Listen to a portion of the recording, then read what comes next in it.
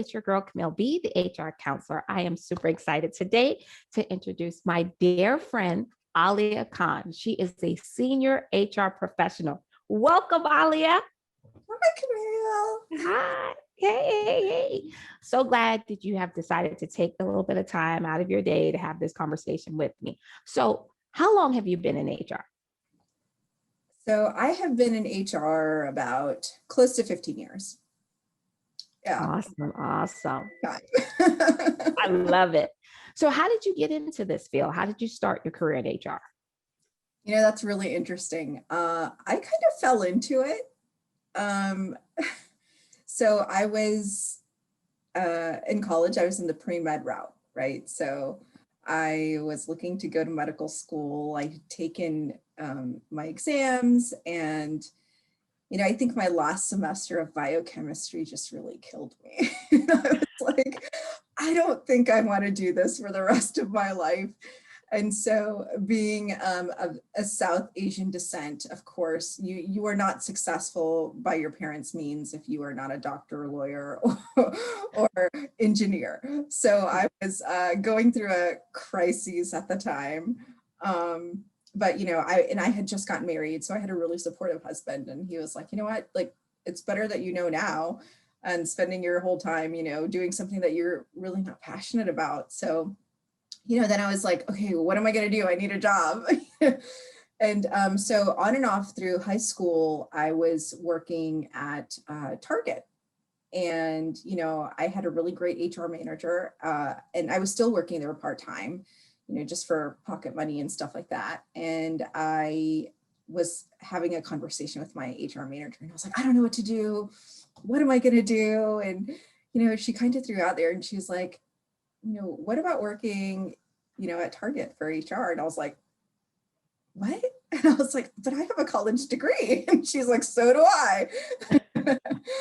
And so, so we started talking, and, and I was like, what, this kind of makes sense. I already understand the business. I know what this entails. And she was a really great mentor. And then our store manager, he was really great too. And so I kind of took the leap and applied for an HR role, and they thought I'd be a really great fit. And so that's how I kind of got my start.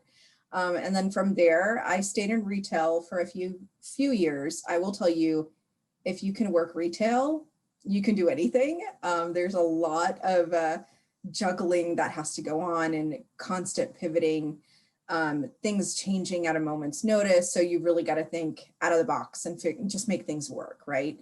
And so that only lasted, you do have like a burnout period. And I definitely got burned out. I went from Target, and then I went to work for another retailer that sells toys. Ah, and, yes. And so I worked there, and then my husband and I were looking to start a family, and he was actually in retail as well, working as an executive manager. And so just, working weekends and holidays and evenings was really not going to be an ideal situation for a family life. So, I just started looking, and, at this point I had a few years of HR under my belt, and, I was lucky enough to get a role at a healthcare company that dealt with medical records. And that's kind of where I got my corporate start. And from there, I spent the majority of my career there. I grew a lot. I learned a lot. I learned things that I would do differently. And I learned things that, that really helped me in my career. And I had some really good mentors there too, that really were able to help me grow and show and allow me the space to grow, and gave me the confidence in what I'm doing today. And so I was there for about 7 years or so. And then I decided I would take another change. I think I had kind of hit the ceiling at that company. And so I've landed at the best company right now. And we deal with medical radiation oncology. And I love working for this company, just really having a huge impact for cancer patients. So that kind of sums up my 15-year career. along the way. Awesome. I love the company too. FYI, Ali and I, we work together. We've worked Yes, together we do. twice. Yes. So awesome. And she's also an awesome mentor of mine as well. So thank you. That's awesome. I love the career and how you progress. And I always tell people, it's not where you start, it's where you end up, right? And so with retail requires a lot, right? It's time consuming. When you work retail, the hours are crazy. So that's a great place to start in HR. I really think that's a great place to start because you really get to hone in on your skills. So tell me a little bit about your current role now. Yeah. What else do you do? So right now I am a HR business partner. And so I know that's kind of like question mark. What does that mean? Right. Do. And the way that I describe it to the people that I partner with is that, I look at things very analytically and I'm very heavily data driven. So, I work closely with the business leaders for the vertical that I support. And really the question that I ask them is, what are you trying to accomplish? What are your goals for your team or your organization? And then I try to help facilitate and formulate and create strategic plans that are going to help drive those initiatives, whether that's through people management, whether that's through reorganization, really looking at the business differently, whether that's through, how are we assessing success? What are those metrics? Quantifying success. And then, I do a lot of research and data gathering just on my own, because the more you become a successful business partner by understanding what your business does. And if you don't know what your business does, you're not going to be successful because you don't know how to help. You don't see where the gaps are. And so I really do embed myself in my business. I talk to a lot of the leaders. I talk to the employees. Help me understand what you do. Why is that a difficult task, or why is that difficult? How would you change it? How would you make it more efficient? Is it efficient? Would you do anything differently? And then what are the things that are getting in your way? What are the hurdles? And then I try to really sit and think with data, to prove that there is a problem or to show that there is a problem. And then I use data to show, the impact that it's going to make if we make certain changes, whether that's to the bottom line, whether that's to the employee satisfaction or customer satisfaction. So I'm looking at a lot of things with a lot of different layers, but it has a lot of input as well from the business leader that I'm working with. That's awesome. You do a lot. I must admit, you do a lot. That's so cool. So what do you think your unique skill is? Like, what do you think that skill is that you're like, I have an awesome skill, and it helps you to become successful, or it helps you to be a successful HR professional? I don't know. Like, I don't like talking about like that. I know what I think it is, but I don't know. I don't know. I'm going to see what you think, because I know what I think it is for you. I think for me, honestly, I'm pretty real. I empathize with the people that I work with. I think so often people feel like HR is unapproachable because they're the principal, right? They're the ones that you go if you want to get somebody in trouble. And it's not me at all. Quite frankly, I'm probably the one that's saying something or doing something that's going to get myself in trouble, right? I'm definitely the non-HR HR. Yes. So I think, maybe that's a skill that I have, where I feel like I've become approachable, and I am able to shatter that persona that people have of HR, that they become comfortable with telling me what's troubling them. And honestly, my successes have usually come out of those type of conversations, of when when I feel like I've created a really safe environment for employees or the people that I work with, that they vent their frustration and they tell me things that they probably wouldn't normally think to tell an HR partner because they're on guard. And so when they're able to feel that sense of security with me, I think that's the thing that's really led to me being successful in what I do and helping support the people that I support. Um, and so it's funny, like people will, it's kind of like the whisperer, right? They will come and tell me things and I really shouldn't be telling you this, but, and then you learn things and you start to pick and peel that onion back and ask questions and really dig. But then also I am very sure to make sure that I do keep that confidence, because once that confidence is lost, then they're never going to trust me again, unless somebody's breaking a law or there's risk to the company that I need to take action on. I definitely try to maintain that sense of secrecy or privacy. Right. And I love that about you, Aliya, because that's similar to my personality. And that is what I was going to say, that you are real and you are strategic, very strategic. You are so data driven. It's like, if I could just borrow your mind for a day, I'd be great. But I love the fact that you said about being real and open and approachable, because there was something that I saw on Google and it was talking about dismantling HR.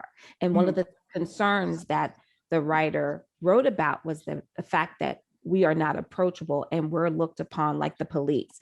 And I've always hated that. That's like something I have my entire career have worked against. Like, I'm not the police. I'm not the principal. I'm on the side of right. But I want people to be able to see us as human beings just like they are and have an open conversation. If you're wrong, we're going to talk about it, but there has to be a solution to that. So I love the fact that, like myself, you keep it real, and I love it. Thank you for being that HR person, because I really want to debunk that myth that we're the principal's office. No, we are not. So what's one thing you wish you had known when you first started your career in HR? Oh, I think the first thing that kind of comes to the top of my head is, you're not always going to be the person that's going to agree with everything. And you need to be comfortable with stating your opinion, obviously backed by reason and thought. And I needed to not always be so concerned about, well, I guess the party planner, happy-go-lucky personality, right, that people have of HR, and the role has evolved so much. And I think if I could go back and tell myself that's what it would be, of, don't be afraid to speak up. Don't be afraid to tell someone why you disagree with something, even though that they feel very passionate about a business reason, but because they're not looking at it from all perspectives. But also, understand that, like you said, our role isn't to be the police. And I would say, like, I started off my career as, no, you have to do it this way. Whereas now my approach is completely different. It's, look, I'm not going to put my foot down unless you're breaking any laws. Ultimately, I'm going to guide you and give you a recommendation based on experience and case laws and things like that. Now, if I feel like you're making a decision that's going to put the company at risk, or it's completely illegal, I'll put my foot down. And I didn't operate like that before. Whereas the way that I was kind of taught HR was very just compliance driven, and you do what HR tells you to do. Right. I had a hard time. I had a hard time building those relationships because that's how I was perceived.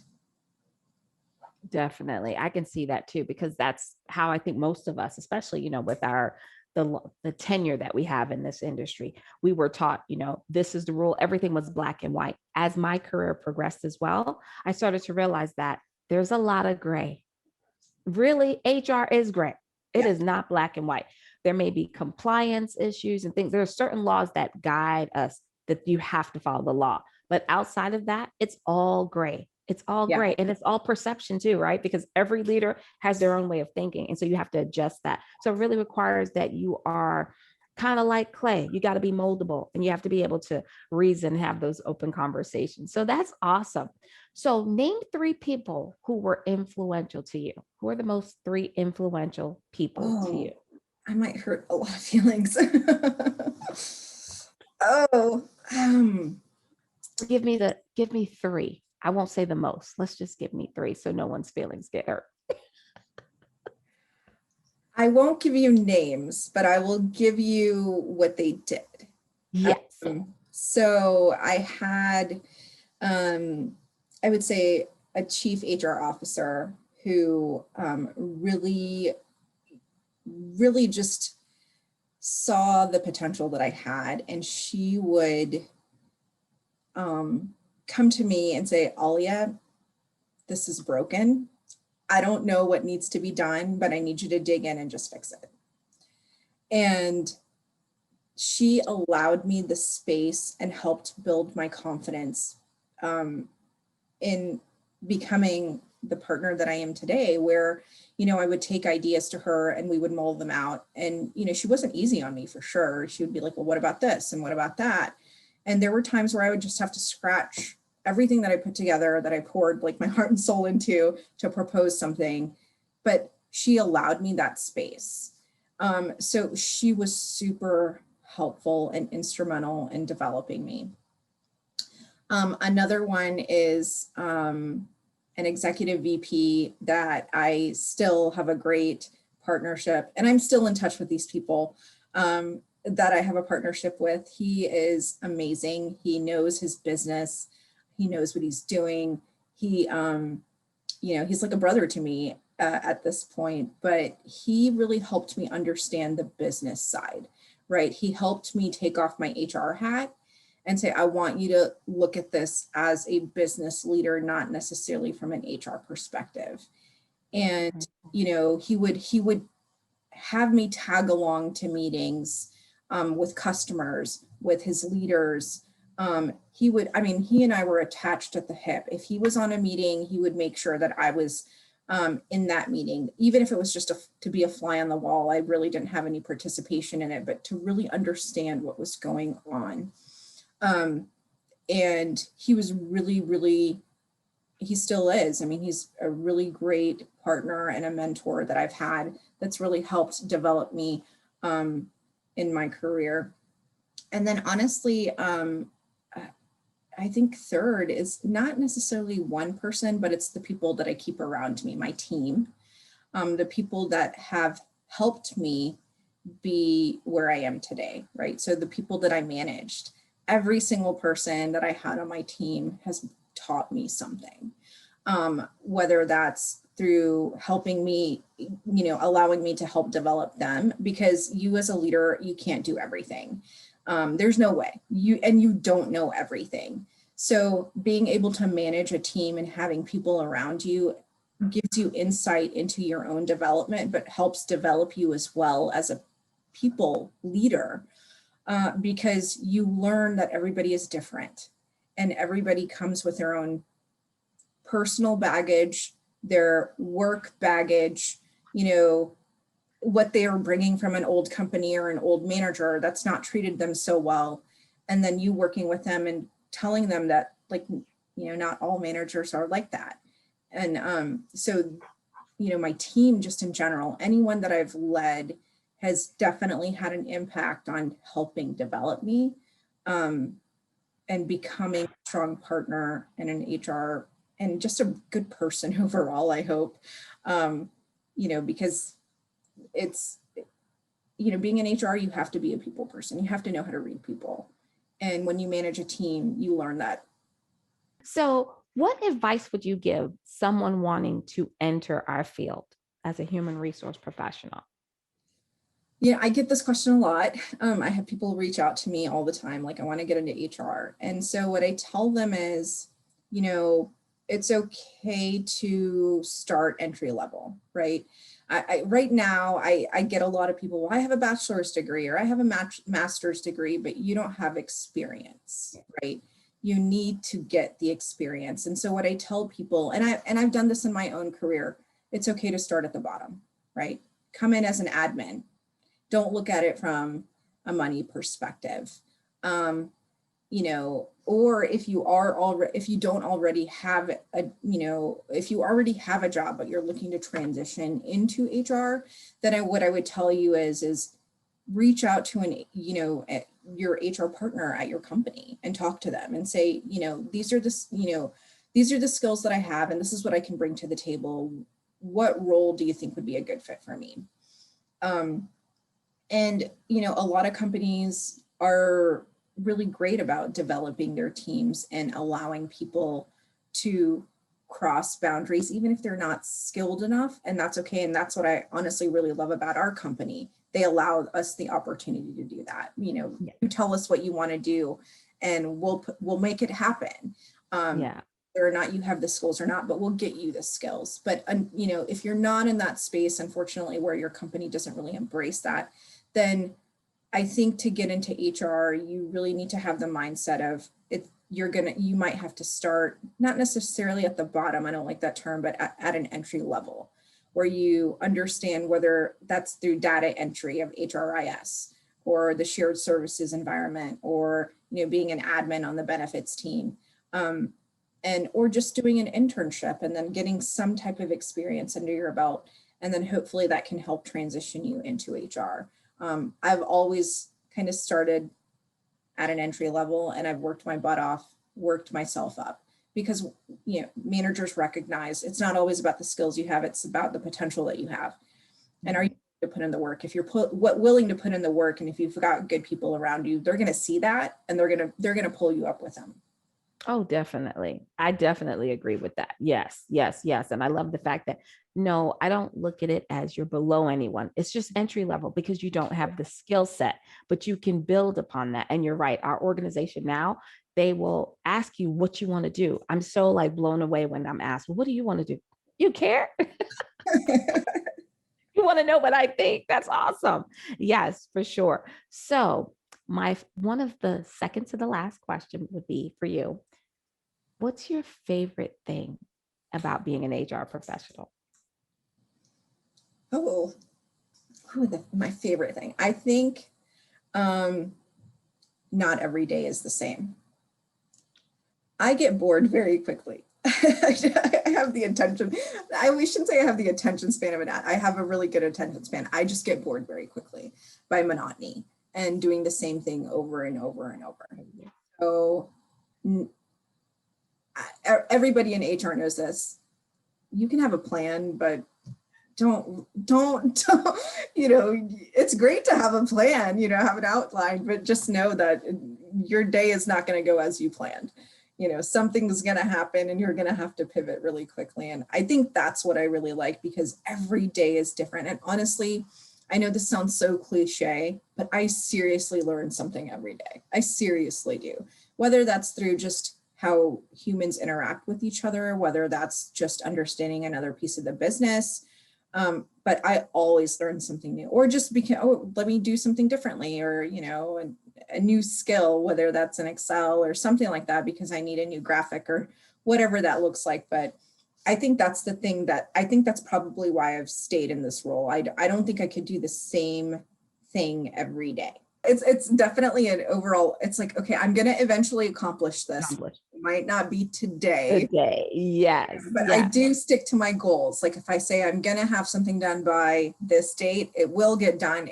I just may not work on it on the day that I thought I was going to work on it. Right. So what are you doing for self-care, or to keep yourself motivated and in that positive space during this pandemic? Because for HR professionals, it's been a tough year for us. So what are you doing?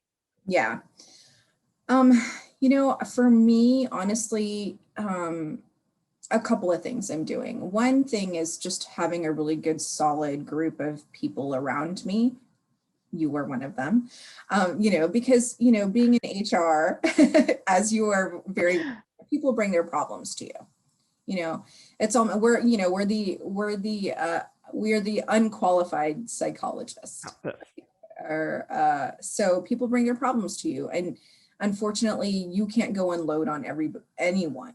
You have to have someone that's going to keep that confidence, so whether that's you or my boss or another peer, so that helps keep me sane. I'm able to de-stress, get my frustration out, or speak very candidly, and I can kind of think through what I need to think through, because you as an HR professional know what I need to think through. And so you guys help guide me through that. So that's really helpful. And I think the other thing that I do for self-care is, I'm just like everybody else. I'm the mom, I'm a wife, I'm a daughter. So I have definitely been more diligent about logging off and being present. So at a certain time, unless, and here's the thing, I've told my team, like, if you really need me, then here is how you let me know that you really need me, where I will detach from my family and answer your call.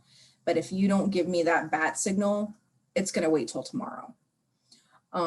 So, just being with my family. So a lot of home renovations, working with my hands. I love like painting and, just refurbing furniture and, stuff like that. Just being creative, cooking, just spending time with my family, honestly, helps me recharge and keeps me mentally present. And honestly, I think this might be true for a lot of HR professionals, because we talk a lot in our life and we're in front of people a lot.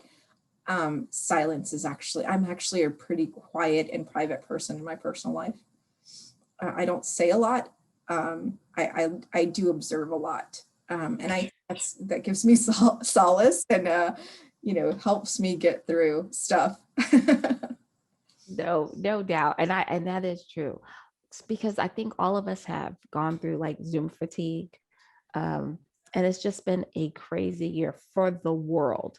But I would definitely say, as HR professionals, we have to have an outlet, because we're always encouraging other people to take time to decompress. But then we are like the worst at following our own direction, right? And taking our own advice. So I'm so happy to hear that you are doing that. So let's say people want to connect with you online. How can they reach you?